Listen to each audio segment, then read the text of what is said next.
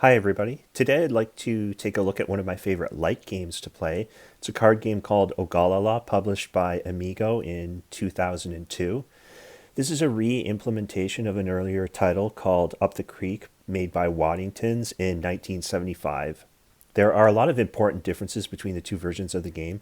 I will discuss these later in the video, but before I go any further, I will provide a quick trigger rating for this game. I'll give it a 2 out of 4. Both Native Americans and Europeans are definitely caricatured here. At the end, I'll talk a bit more about this issue, but for now, I'll just describe how the game works and let you decide for yourself if it fits or if it's too much of a parody. In case you're wondering, the title means scatter one's own in the Lakota language. Ogallala is also the name of a town in Nebraska. So the object of the game is to score the most points by building complete canoes. And I'll talk more about the scoring system later. For now, we just need to know that the scoring may trip as soon as somebody completes 3 canoes. It's the player's choice to end the game at this point. They may decide to continue if they think they're not in a winning position. However, the game must end if someone gets to 5 canoes. Players take turns drawing cards. Individual cards represent canoe sections, and the intent is to link these together to make the biggest, strongest boats that contain as much loot as possible. If you play with full piracy rules, you may then use complete canoes to wage war on other players. The sequence of play is slightly unusual. It takes at least one game to get used to, but once you have it down, it all flows nicely and makes sense. The youngest person at the table is meant to go first, and I kind of like that. At least for this game, it feels thematic somehow. Anyway, the order of play is not necessarily a simple I go, you go affair. Player 1 draws and plays a card, and then continues to draw and place cards until one of the following things happen. 1, the player draws a duplicate card. So if you ever draw a card type that already appears anywhere else on your tableau, your turn ends. 2, whenever you draw and activate a warrior card, your turn ends. More on these later, but these include Arrow Man, Lasso Man, or Hatchet Man, any character with a weapon. So you could just use their special ability if you want, but if you do, you must then pass your turn to the next player. 3, whenever you complete a canoe, your turn ends. By the way, for a canoe to be considered complete, it must have a bow and stern piece, and it must not have any gaps or empty spaces between the front and back ends. It may be as long as 14 cards or as short as just 2 cards. And 4, if you ever draw a card you can't play for whatever reason, you must pass to the next player. So as you can imagine, luck is often a big factor here. Player 1 may get to draw and place 5 or 6 cards to start, while the next player may get less or more to work with. So you never know how many new cards you might get from one round to the next. There are a few basic rules to canoe construction. First, you can build in 3 separate rows. You can try to build more than one canoe in a row, but it's hard to pull off. When you place a card, it must be situated next to or diagonally from any other card, provided you never exceed a 3 by 14 river area. You can't move anything around once it's placed. There is a slight exception to this, you'll see later. A canoe may never contain 2 identical cards, and you cannot mix tribal affiliations in a single canoe. So you can never put a red tribe card with a black tribe in the same canoe together. And that's about it for the play order and build rules. So now we'll talk more specifically about what some of the cards do. We will start with the Native Warriors. All of these cards have a red or black number at the top. The number is the combat strength of the card. The sum of all the numbers in a single canoe is the total attack value of the boat. There are rowers from 1 to 3 strength. There is a 5 value chief and a 10 value medicine man. In addition, there are special warrior cards that may also be placed for their combat strength or discarded for a special action. The lasso can take a card from another player's incomplete canoe. The bowman can shoot, kill another player's card in an incomplete canoe. So they just have to discard whatever the bowman targets. The crazy axeman sinks a complete canoe of the person who draws it. So it's like a self-harming time bomb. If you don't have any complete canoes, it's just placed like any other card.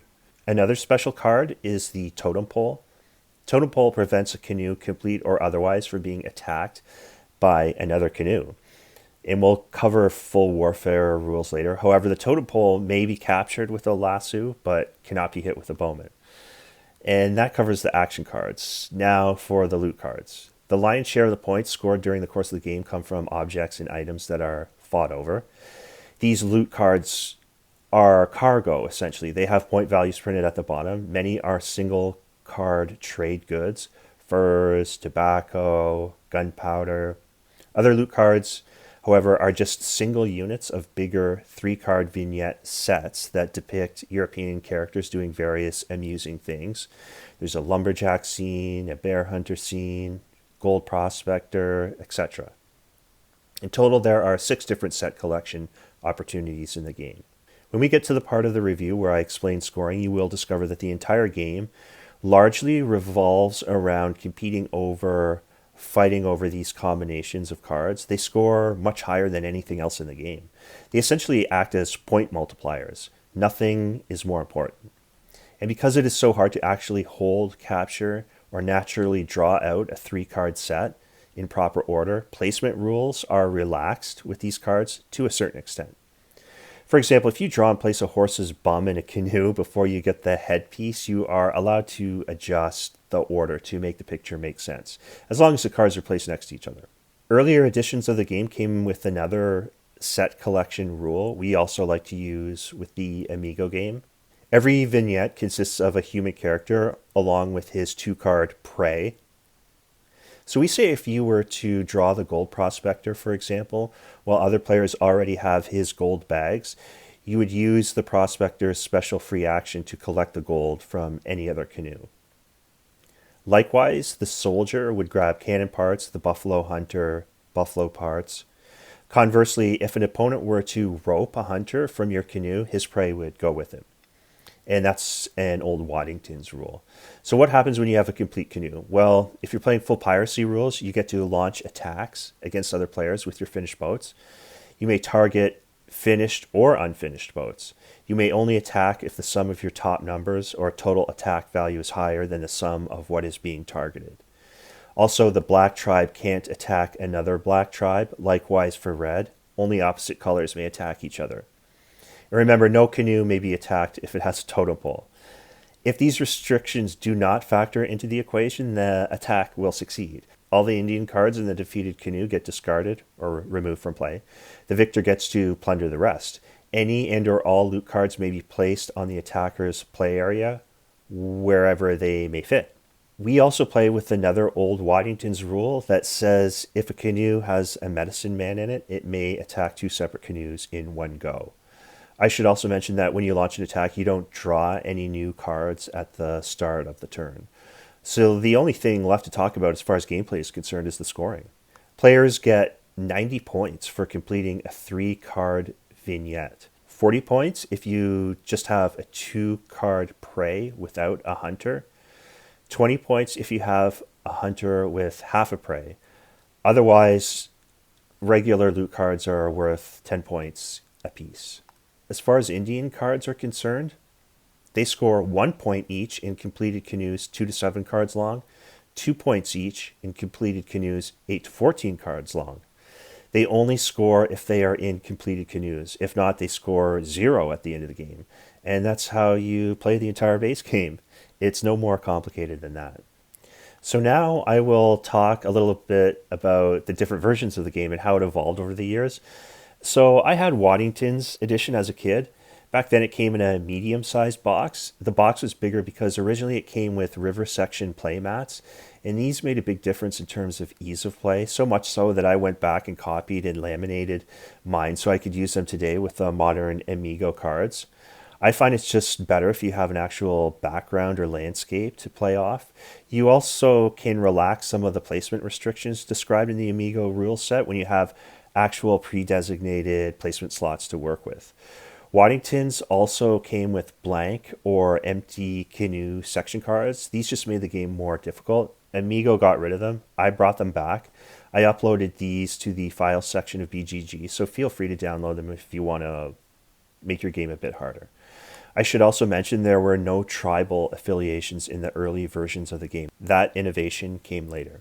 But perhaps the most notable difference of of course, was the art style. Originally, you had old school cartoon caricaturization of what I call a dull Euro impression of the North American Red Indian in play. Now, the white colonial characters appeared equally ludicrous, so at least it was consistent that way.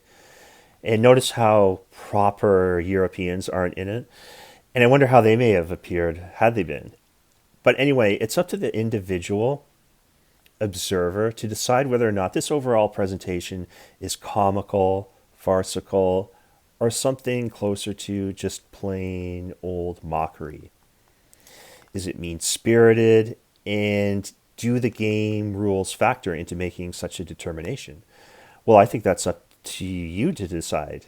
It's also interesting that a German company named Altenburger picked up the game after Waddington's.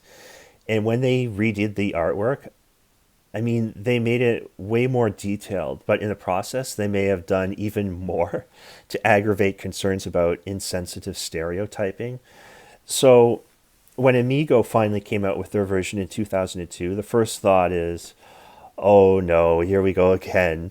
But actually, no, it's a huge upgrade. I argue the Amigo artwork is stunning, it's beautiful. It's among the best artwork I've ever seen in any game ever.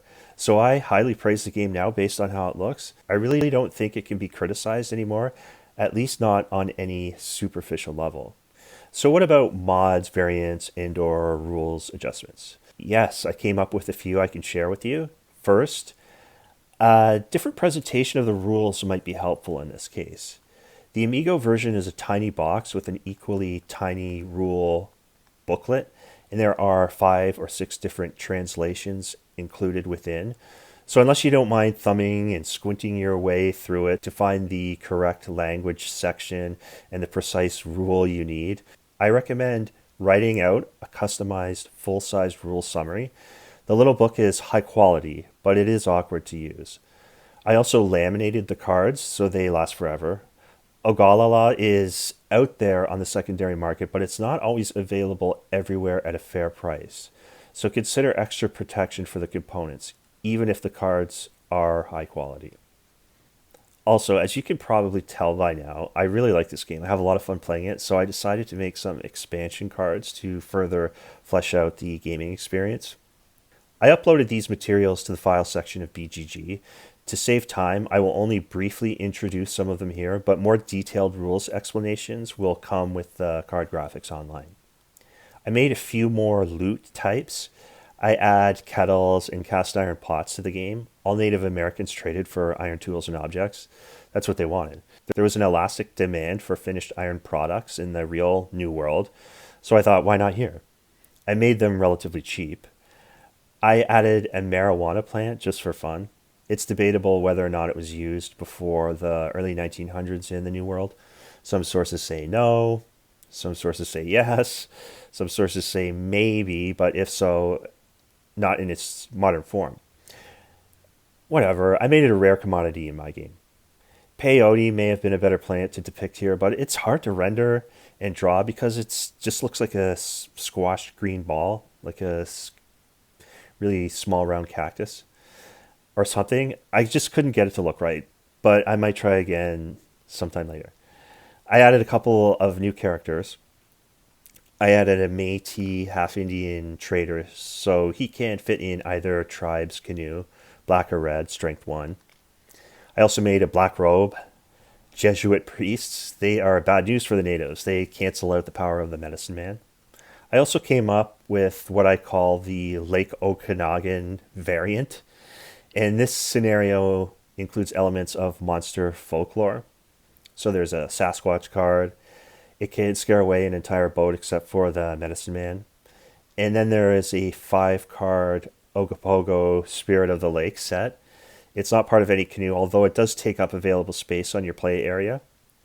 If you can collect all 5 sections, you can bank the points immediately.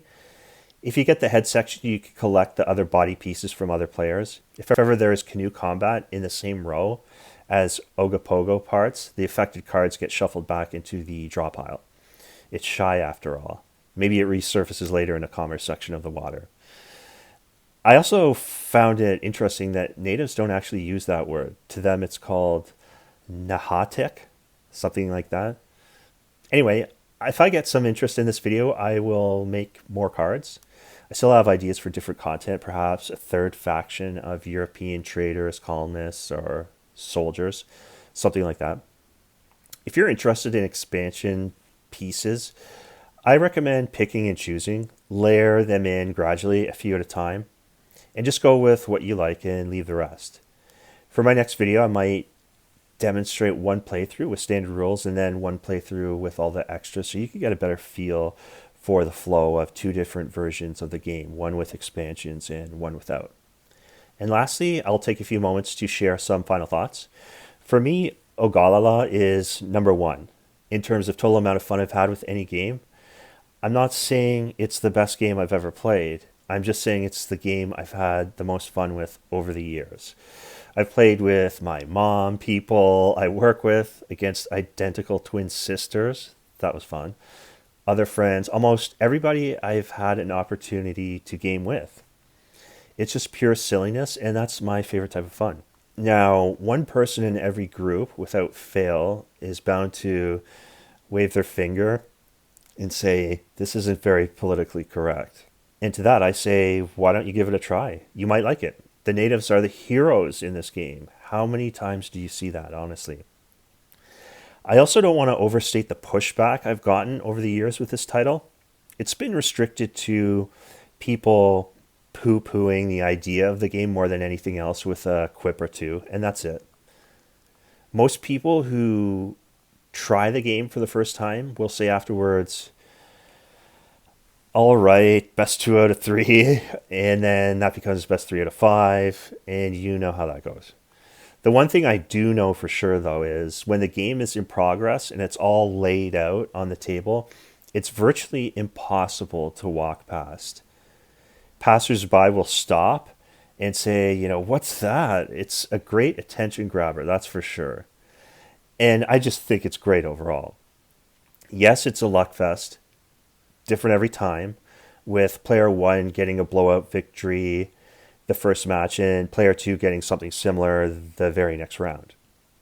It works well with 3 and 4 players as well. I don't think I've played it with 5, but there are enough cards for a 5-player count, that's for sure. No matter how many people you have in your game, the action will be fast with interesting decision making, and there will always be a bit of oh so colorful take that player interaction, especially when the canoes sink and pretty picture multicolor card sets change hands. One final story I have with this game, I'm going to say around 2012-ish, I brought my old Waddington set to work to play on breaks and on the clock, office type job, and I was the shift manager, so get away with it. Anyway, it was a hit, and for whatever reason, after a game, we looked up the BGG entry to see what other people were saying about the game. And only then did I discover there was an Amigo edition. And I just remember it was such like a mind-blowing moment. Because, just seeing the awesome updated art and everything for the first time, I just couldn't believe it got reprinted. So me and this other guy instantly bought the very last 2 sets that were available on the site marketplace, and I remember I had to send away to the UK, I think it was, to get mine, and his came from Europe as well. I'm pretty sure maybe Germany. And I remember it was a very long time before any more came up for sale on BGG. So I don't really know why we thought that was so funny. Like, we pretended we got the last 2 copies in the world or something. Anyway, we felt really lucky. And I'm really happy I still have my copy today. It's in the play anytime with anybody category for me. And I hope someday you can give it a try too. Thanks for watching, and stay tuned for more content coming soon.